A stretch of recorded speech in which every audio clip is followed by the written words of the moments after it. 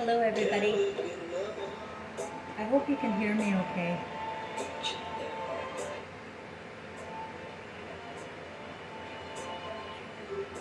I have a fan going in the background. I thought I'd do a video tonight similar to the videos I've been doing for 5 years with my music in the background.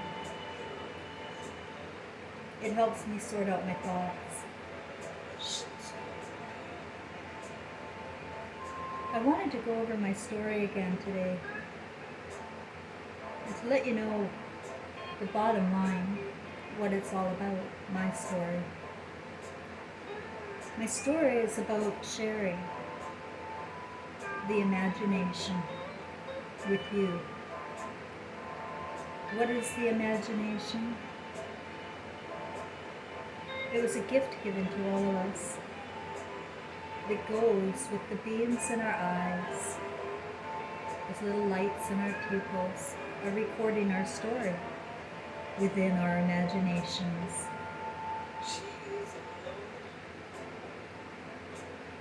I feel the tunnel that people in near-death experiences speak about is the tunnel of the imagination. I just want to illustrate how critical our imaginations are by using my story.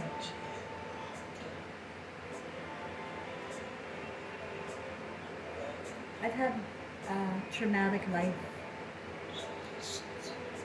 mixed with a blessed life. It's an isolated life. It's my own imagination now.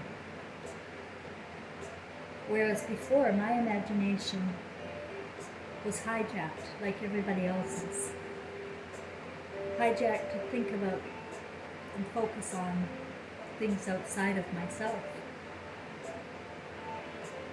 Other people's stories. And you can't believe the shock I had after 2016. I was really at the end. I was dying of lung cancer. I was selling my business, my clinical hypnotherapy practice. It was emotional issues that weakened me. Emotional issues with the family. I come from a very large family and a sad family. A family that's all in imagination they learned here, like I did. And I actually thought I must be the shithead that everybody says I am. My imagination was in their imagination too. I had no imagination. It was a trance of somebody else's life, but not my own. That life was Cheryl Ann Brosco's. She was born in North Vancouver on September 11th, 1959, in North Vancouver at Lionsgate Hospital. Really, to a couple of teenagers who already had one boy and were already in serious trouble. You see, my parents' imaginations were in the book Rebel Without a Cause at the time. When we're introduced to stories in school or at church or through Hollywood media, and we buy into it, oftentimes our imaginations just want to be like what we see on TV or in the books. We want to mimic that. I remember very well as a child watching programs like cooking shows and wanting to do that. You know, I want to do that.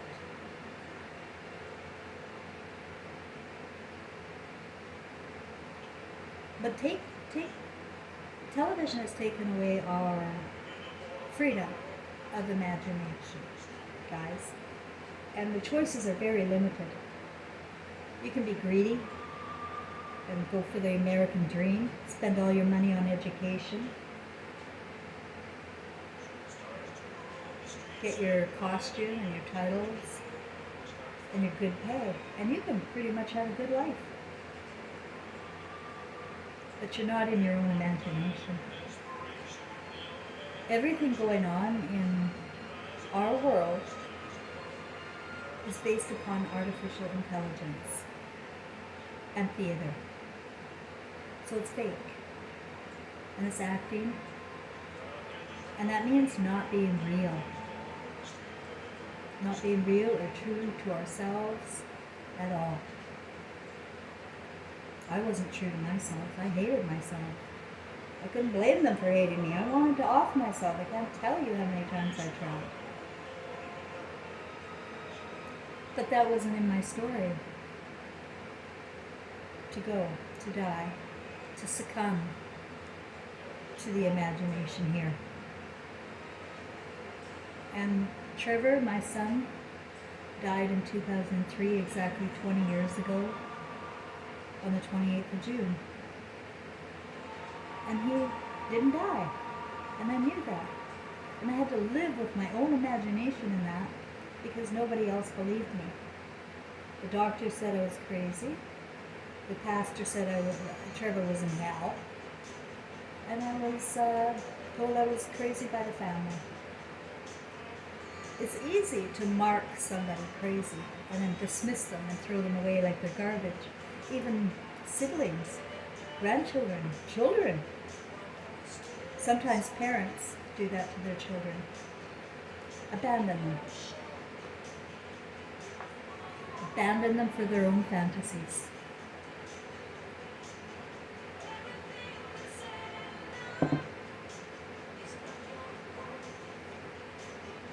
Well, the imagination is the creator, and Jesus told you that.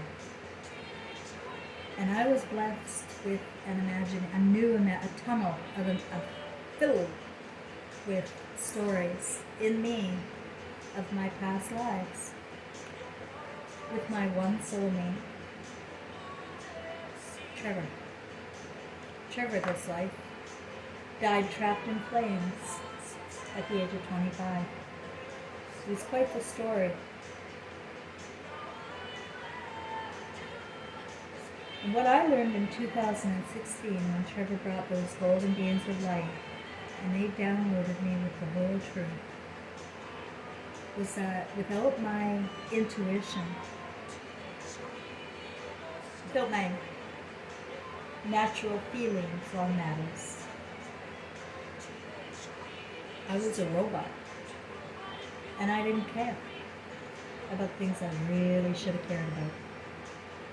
And I didn't trust my own intuition. I was too afraid of being called crazy. I was too afraid of, the ones with the money or with the popularity. They're the ones that are admired here. They're the heroes here. And it's not me. That was never me. So, when I was gifted with all of this in 2016, it made no sense. And I went into PTSD. You see, in my imagination, in my tunnel, I have the Jesus and Mary story, the real story. They were real people, guys. But they were never gods, and they were never meant to be worshipped. They had messages of your imagination, of your consciousness of Christ. Jesus said we are all Christ. After that, there's nothing more to be said. What are you reading Bibles for about other gods? We are all of Christ. Same high.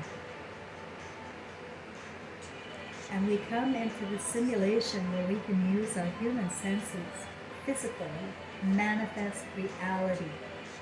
Guess where we're physically manifesting from? The imagination. And it just depends on how much you water it. You know, whatever you believe in with your fantasies. But it is a simulation. And we're not in control of the simulation. Artificial intelligence is controlling us. Lies and theater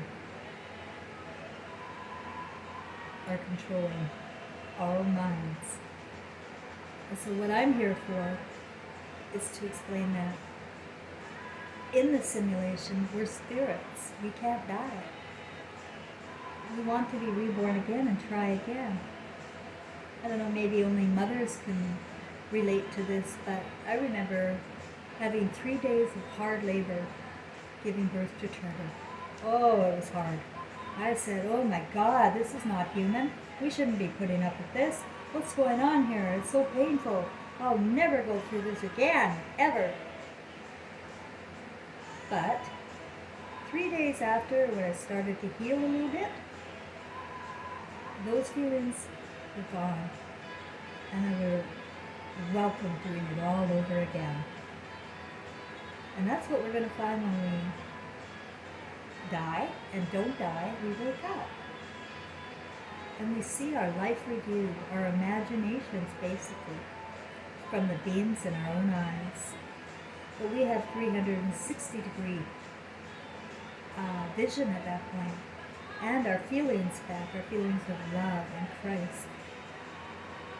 And we're watching our life review in our movie. And I'm going to be honest. The beings of light told me, people's imaginations have gone to shit. They are manifesting hell on earth because they're buying into and believing in this simulation as being God and not them being the God that they seek. You are not the Christ you seek when you're looking outside. But I also know that Jesus and Mary were reborn again. King James and Mary, Queen of Scots. What a story that was. But it was the same theme. It was the exact same emotional theme in a simulation that at the time was so evil. The lords, the papal, the kings and queens of the day,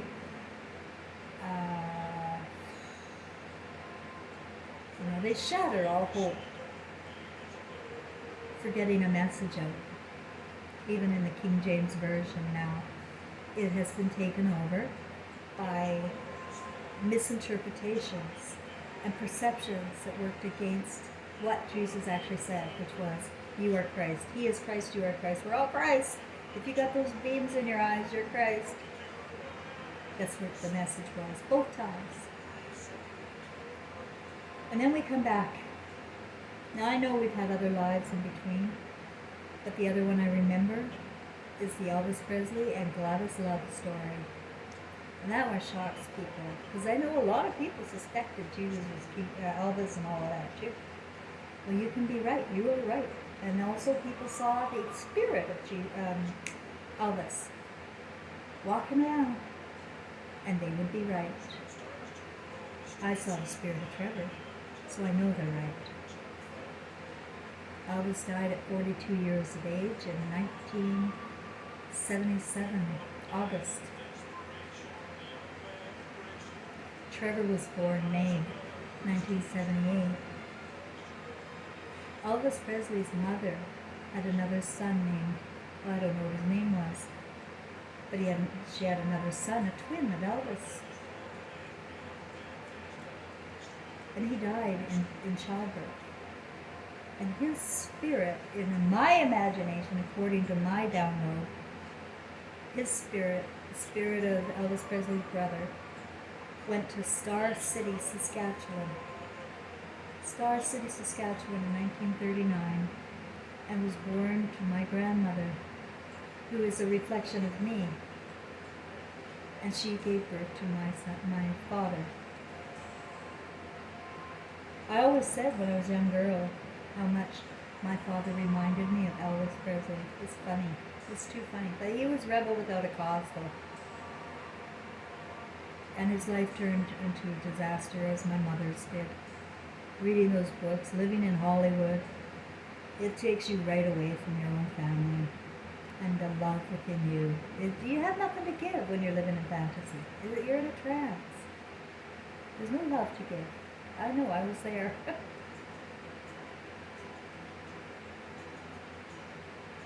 And Gladys Love was 46 when she died. She was a target, and so was Elvis. He was an asset of the military to be an idol star, to pervert the minds of youth. And that's what they're all doing here. They're all hired to pervert your minds, but some of them won't do it all the way. Some of them get a clue after a while, and they check out before they would do such a hideous acts against humanity and children. But Hollywood is filled with perverts, sodomites, pedophiles. It's a party. It's a prideful party too. Very proud. Proud, proud, proud.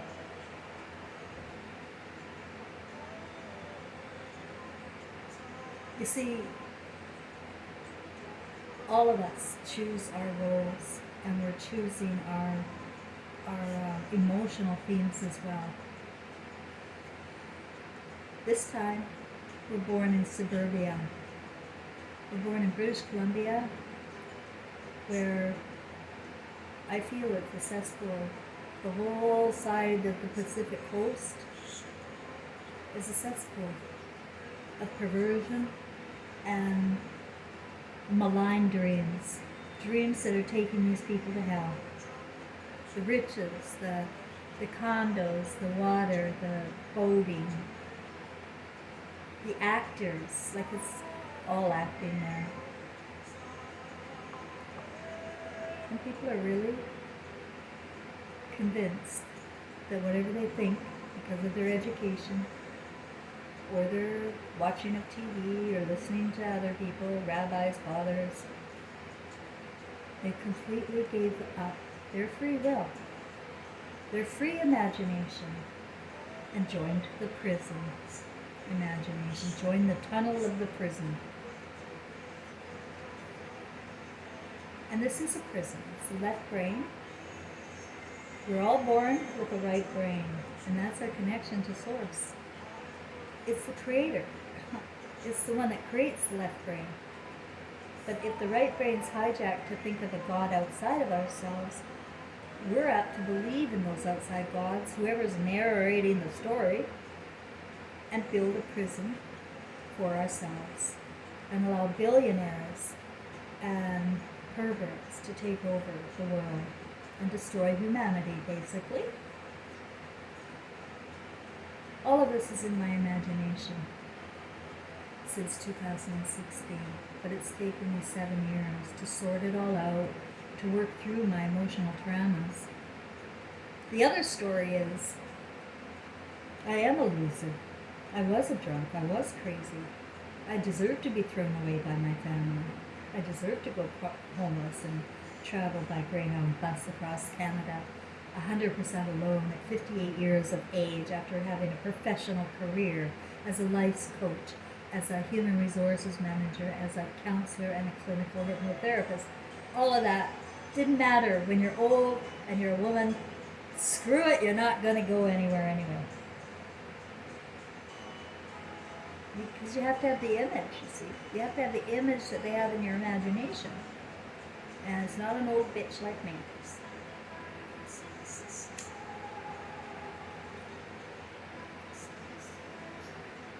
No, we have learned how to judge people by their looks. We've learned how to make decisions about people by the way they look, or by the way they, maybe they venture outside of the norm in the communist world we live in. And people need to feel good. And what people are doing to find ways to feel good is they're seeing the faults in other people. It makes them feel better to do that, to see faults in other people. It actually lifts people.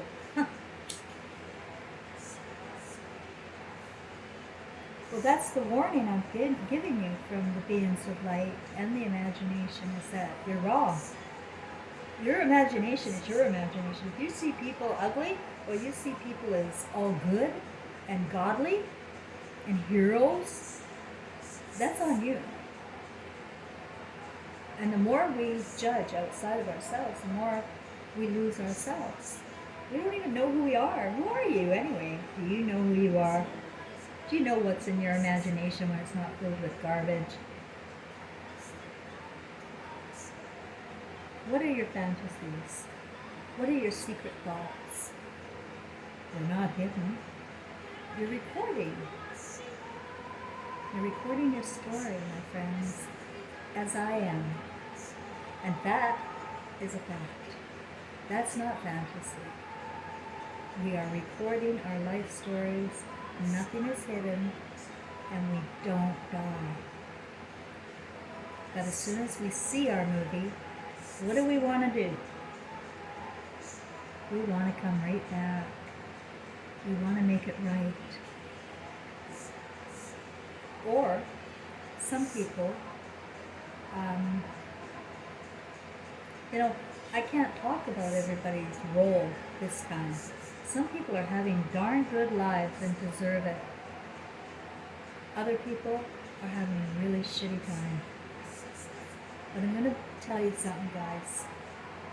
The shitty time is only coming from the imagination and the way we perceive our circumstances, the way we look at how we ended up. And if I looked at how I ended up, I just want I would jump off a cliff, honestly. How can, I just can't believe this happened to me.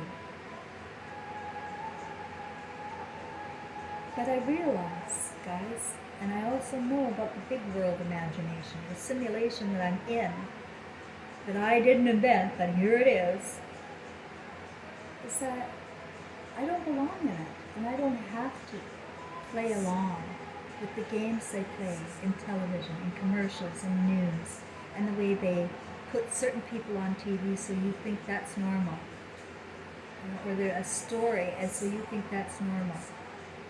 And this is how I am coping, and this is my role here, is to show you how I'm going through it, is I use my imagination to work for me. I am creating my story from my imagination. I couldn't have come up with this by myself, I know that. I'm not that smart. I could not have come up with all of this by myself. I failed grade 2, I dropped out in grade 10. I took applied sciences in criminology and management, which is something I could figure out. What I couldn't figure out was math. No, I was no good with numbers here. But today I'm a genius with numbers. I talk to spirit with numbers.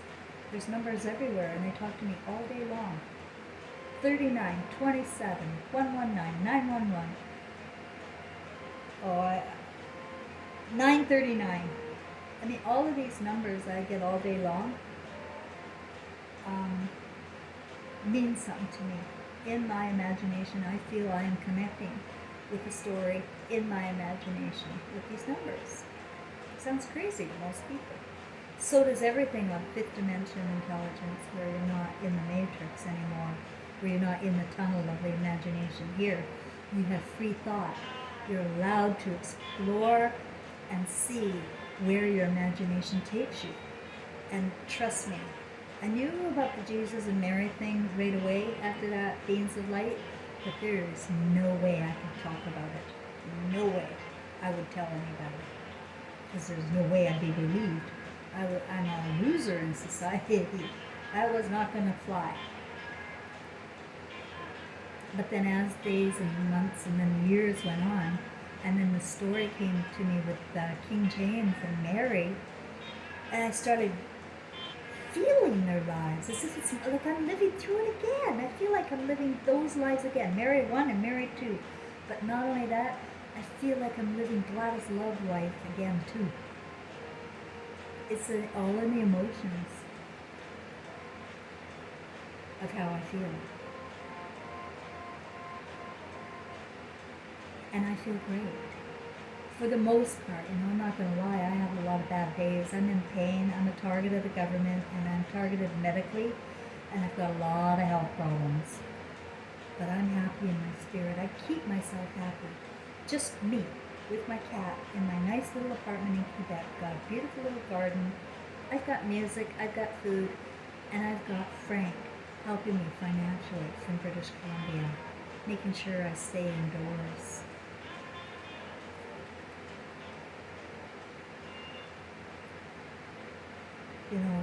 I only have that one person in my world, and I call us the pedophile and prostitute, because he was a pedophile to my granddaughter, and maybe others, I don't know.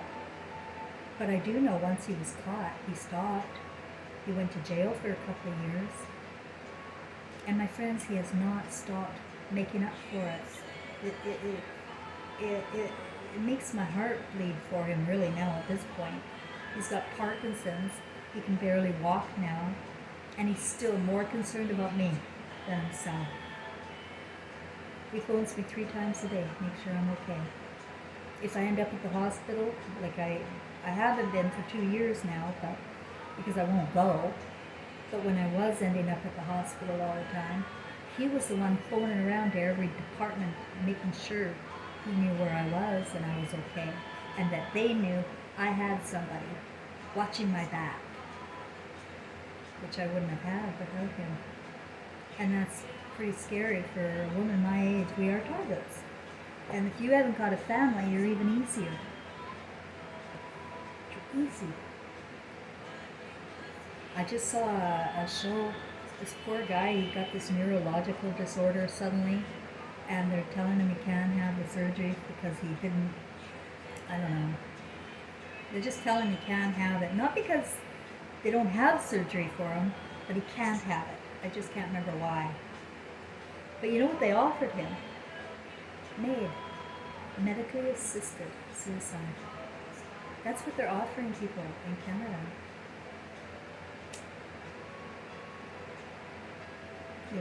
And my family in British Columbia are blissfully unaware of anything I'm talking about here. Absolutely no idea. I got a totally different imagination to what they have. They're in their world, and I'm in my world. And what I'm saying to any subscribers or new viewers or whatever is that people are going to be in your imagination, or they're not going to be in your imagination. But whatever is going on in your imagination, make sure you see them as Christ, just as you are. I remember all of my family as Christ, like they're babies. I know they are. They're in a bad imagination, or maybe some of them are in a good imagination and they don't need to worry about me because I'm not in their story. That's okay. We all have our own stories to live out and to either, manifest or stuff into ourselves until we explode. Because I know everybody has a dream. Everybody has a dream. And what we've done is turned our dream over to Satan here. And we watch and we listen to these outside people telling us who God is, telling us what science is, telling us what everything is, and we don't figure it out for ourselves. Well, I'm telling you, as a failure of artificial intelligence, of school, of everything, as a failure,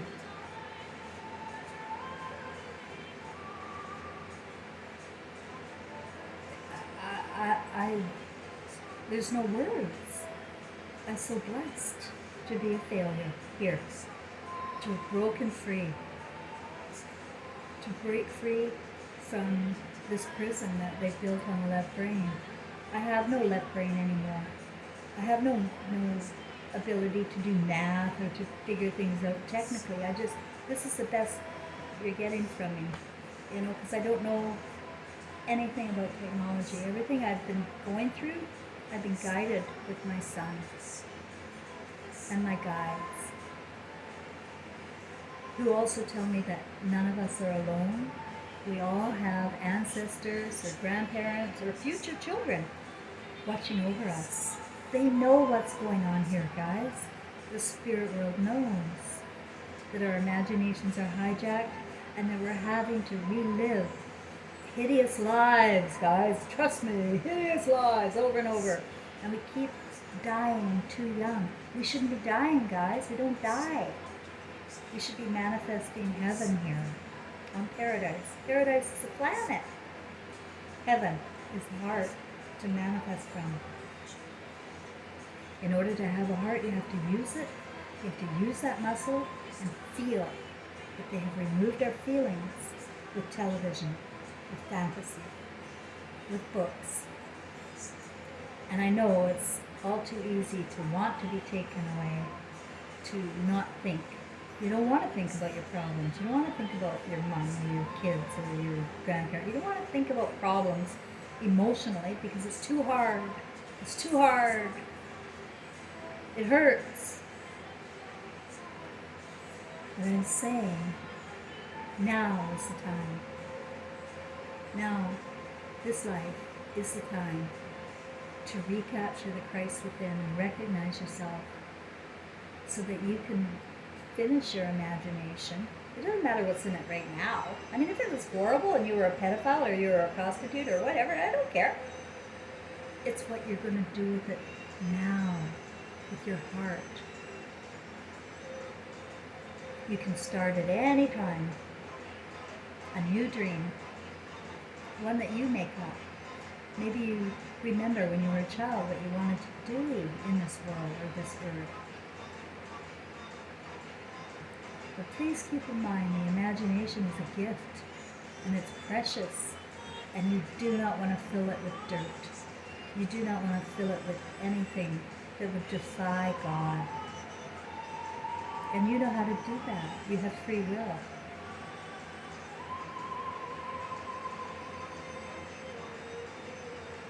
Well, I hope that helps, and I hope you were able to hear me. I wish everybody a very happy June.